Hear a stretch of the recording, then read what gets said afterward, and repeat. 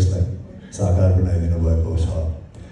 सुमन अधिकारीजीसँग मेरो सम्बन्ध धेरै लामो चाहिँ नि छैन। 10 महिना अगाडि जब म अमेरिका गएको थिएँ अलि अर्कै प्रयोजनको लागि, उहाँ पनि त्यही टिममा हुनुहुन्थ्यो।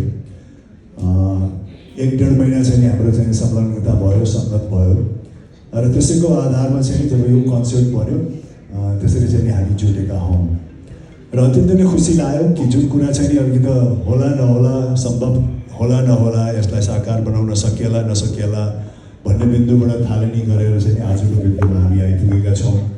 नेपाल टेलिभिजनमा यसको चाहिँ प्रसारण हुँदैछ, यो अत्यन्त नै खुसीको कुरा हो र सुमन अधिकारीजी तपाईँ लगायत सम्पूर्ण टिमहरू, अघि राज्य समाजजीको पनि कुरा आयो न्युयोर्कमा, सम्पूर्ण टिमलाई उहाँहरूको मेहनत, उहाँहरूको जोस, उहाँहरूको जाँगर, उहाँहरूको उत्साहको लागि धेरै धेरै धन्यवाद दिन चाहन्छु। किनकि त्यो बगैर चाहिँ यो कार्यक्रम सायद अधुरो नै हुन्थ्यो होला।